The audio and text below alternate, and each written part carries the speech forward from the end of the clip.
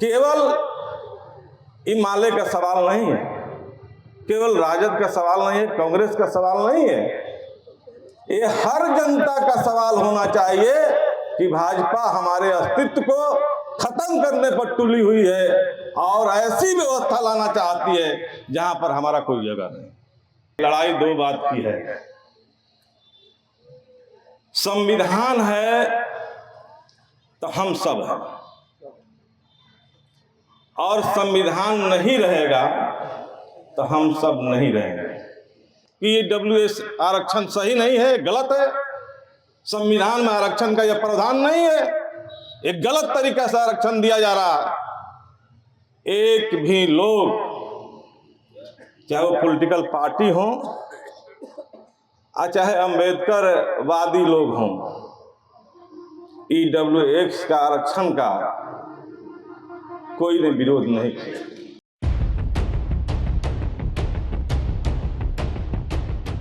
महापरिणाम दिवस के अवसर पर आयोजित इस सभा में की अध्यक्षता कर रहे अध्यक्ष महोदय, संचालन कर रहे डॉक्टर अरुण कुमार जी,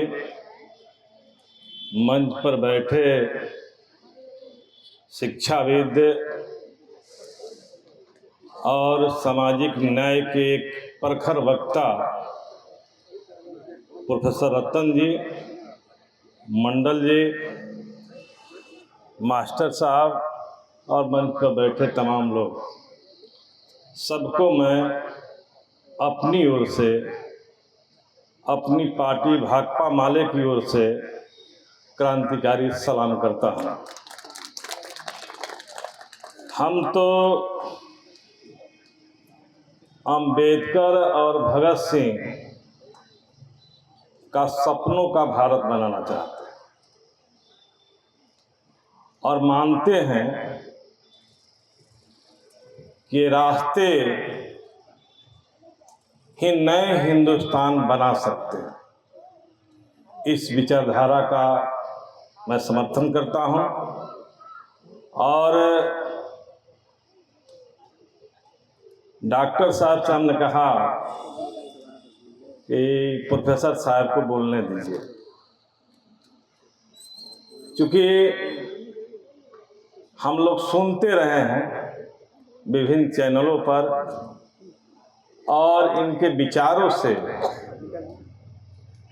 व्यक्तिगत तौर पर मैं कहना चाहता हूं कि मैं बहुत प्रभावित हूं। और जैसा कि आप यहाँ सुने, उसमें इन्होंने साफ कहा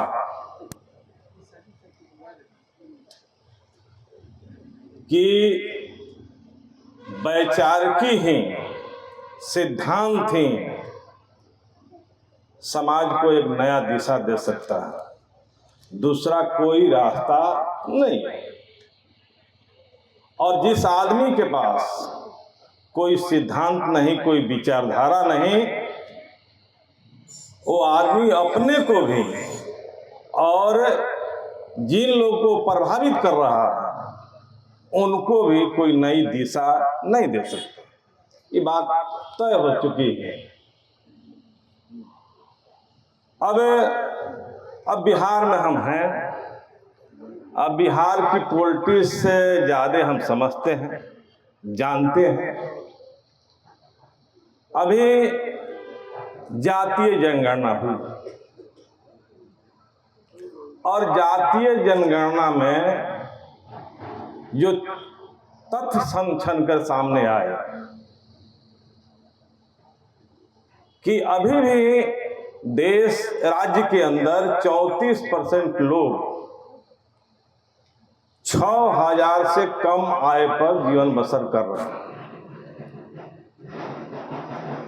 अब 6,000 तक कह दे रहे हैं, लेकिन इसकी खंड करके अगर विश्लेषण करें तो बहुत ही भयावह स्थिति है इस राज्य के अंदर। सबके विकास की सरकार चल रही है, बिहार में विकास के डंके बज रहे हैं, तो ये 34% लोग के पास विकास क्यों नहीं पहुंचा? यह बात, अब कोई सरकार जनता की सरकार होगी, कोई सरकार गरीबों की सरकार होगी, कमजोर लोगों की सरकार होगी, तो उसके एजेंडे में बात होगा कि नहीं ये 34% लोगों को हम ऊंचा उठाएं। अंबेडकर साहब के संविधान में क्या था? अंबेडकर साहब के संविधान में तो यही बात थी कि समाज में जो कमजोर लोग हैं, चाहे वो सामाजिक रूप से कमजोर हो, आर्थिक रूप से कमजोर हो, शैक्षणिक रूप से कमजोर हो, उनको ऊंचा उठाया जाए। तो आज बिहार के सरकार इनको ऊंचा उठाने के क्या किया? घोषणा तो किया कि 2 लाख रुपया हम इनको देंगे, और 2 लाख रुपया के लिए उनको आय प्रमाण पत्र देना है। अब बिहार में जितने अंचलाधिकारी हैं वो 70,000 का आय प्रमाण पत्र दे नहीं रहे, और इसके लिए पूरे बिहार में हम लोगों ने ब्लॉक पर धरना प्रदर्शन किया, और तब सैद्धांतिक रूप से मानना पड़ा कि ना 72,000 से नीचे के हम आय प्रमाण पत्र देंगे। अब आय प्रमाण पत्र बनाने के लिए केवल आवेदन पर आय प्रमाण पत्र नहीं बनेगा, उनको आधार कार्ड देना होगा, उनको आई कार्ड देना होगा, उनको क्या क्या कार्ड देना होगा, राशन कार्ड देना होगा, तब जाके उनको आय प्रमाण पत्र बनाना होगा। अब समझ सकते हैं कि कोई सरकार जनता की सरकार होती तो ये झमेला खत्म करती कि नहीं करती, इसको हटाती कि नहीं हटाती।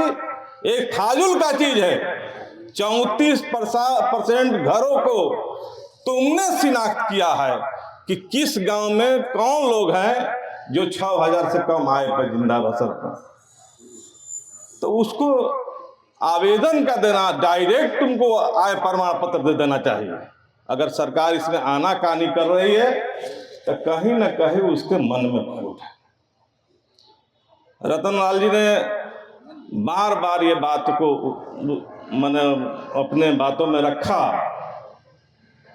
कि जगजीवन राम के उदाहरण देकर रखा, अंबेडकर जी के उदाहरण देकर रखा, और आज के नेताओं के बारे में उदाहरण देकर भी रखा कि आज कौन लोग हैं जो ये बात बोले, तो कोई नहीं बोल रहा। तो मैं उसी को आगे थोड़ा बढ़ा रहा हूं कि ये स्थिति है। तो 2 लाख देने का भी इच्छा नहीं, 65% आरक्षण तुमने किया, EWS को 9-10% आरक्षण तुमने बढ़ा दिया। कोई देश में चर्चा ही नहीं हुई, लोग समझते ही नहीं हैं। अगर ये चर्चा होती और जो अंबेडकर के मानने वाले लोग हैं तो इसका विरोध करते न कि EWS आरक्षण सही नहीं है, गलत है, संविधान में आरक्षण का यह प्रावधान नहीं है, एक गलत तरीके से आरक्षण दिया जा रहा है। एक भी लोग, चाहे वो पॉलिटिकल पार्टी हो और चाहे अंबेडकर वादी लोग हों, EWS का आरक्षण का कोई ने विरोध नहीं किया। अब 65% आरक्षण हो गया तो इसका विरोध होने लगा। ताजुब इस बात की हो रही है कि चिराग पासवान जी और मांझी जी, दलित नेता और अपने दलितों का बड़े नेता कहते हैं, इन्होंने नहीं विरोध किया, और ये 65% आरक्षण लागू हो, जहां केंद्र में बैठे हैं ये लोग, एक शब्द बोले भी नहीं, मुंह भी नहीं खोले। तो समझ सकते हैं कि देश में क्या चल रहा है। लड़ाई हम बहुत लंबा नहीं जाएंगे, लड़ाई दो बात की है। संविधान है तो हम सब हैं, और संविधान नहीं रहेगा तो हम सब नहीं रहेंगे। संविधान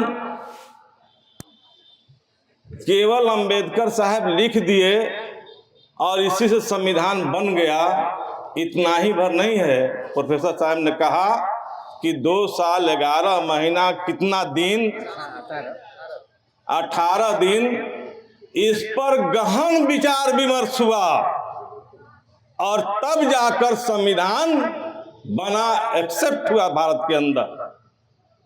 और उस संविधान के प्रीव्यूअल में, प्रस्तावना में लिखा हुआ है। प्रस्तावना एक शब्द शुरू कहाँ से किया जाए। जैसे हम लोग यहाँ साहू लोग हैं, वो लिखते हैं जय श्री राम अपने बही पर। जय श्री राम से किया जाए कि जय अल्लाह से शुरू किया जाए, उसको लिखने पर भी बहस हुआ। और संविधान में लिखा गया कि हम भारत के लोग, चाहे वो हिंदू हो चाहे मुसलमान हो, सबके लिए यह हिंदुस्तान है, यह संविधान है। उसको खत्म करने की कोशिश आज हो रही है। तो लड़ाई दो विचारों की है। अब हो सकता है कि इस विचार को खत्म ना करने वाले लोग, जितने लोग हैं, उनकी हर पहलू पर कोई मतैक ना हो, ऐसा भी हो सकता है। लेकिन सब लोग संविधान के बचाने के लिए एक हैं, तो हम आज के समय में उनको स्वागत करेंगे। स्वागत करना चाहिए। संविधान बचेगा तब भी हम रहेंगे, नहीं तो कोई नहीं रहेगा। और संविधान को खत्म करने के लिए भाजपा पूरी तरह से लगी हुई है, अड़ी हुई है। रोज रोज हमारे संविधान को खत्म कर रही है, हमारे आरक्षण को खत्म कर रही है, और देश के अंदर हिंदू मुस्लिम की राजनीति कर रही है। और हिंदू राष्ट्र के बारे में बहुत सारे वक्ताओं ने बहुत डिटेल में कहा कि हिंदू राष्ट्र बनेगा तो क्या होगा, उसमें आपका जगह कहाँ है, पीछे है कि आगे है, कहाँ पर है आपका जगह, आप समझ सकते हैं। तो ये आज हमारे सामने अहम सवाल है। हम भी यहाँ बैठे तमाम साथियों से, दोस्तों से, मित्रों से, शुभचिंतकों से, अंबेडकर के मानने वाले लोगों से सबसे आग्रह करूंगा कि पहले भाजपा हटाओ, और इसके बाद हमारे बीच और आपके बीच जो भी लड़ाई होगी हम लड़ लेंगे। लेकिन जब तक भाजपा रहेगी तब तक हमारे बीच में भी जो मतक है वो भी हम हल कर नहीं कर पाएंगे, न समाज का कोई चीज को हम आगे ले आ पाएंगे। इसलिए भाजपा को हटाना आज देश का सबसे 1 नंबर का एजेंडा बना हुआ। मैं यही समझता हूं, केवल इमाले का सवाल नहीं है, केवल राजद का सवाल नहीं है, कांग्रेस का सवाल नहीं है, ये हर जनता का सवाल होना चाहिए कि भाजपा हमारे अस्तित्व को खत्म करने पर तुली हुई है और ऐसी व्यवस्था लाना चाहती है जहां पर हमारा कोई जगह नहीं, हमारे माताओं बहनों का कोई जगह नहीं है। इसलिए इस व्यवस्था को हमको बचाना है। हमारे पूर्वजों ने ये व्यवस्था बनाई है, हमको तो और आगे बढ़ाना चाहिए, लेकिन हम बढ़ा नहीं सकते हैं तो कम से कम बचाने का यहाँ से शपथ लेकर जाएं। इन्हीं बातों के साथ मैं अपनी बात समाप्त करता हूँ। अंत में बाबा साहब को अपनी नमन करते हुए अपनी बात समाप्त करता हूँ। धन्यवाद।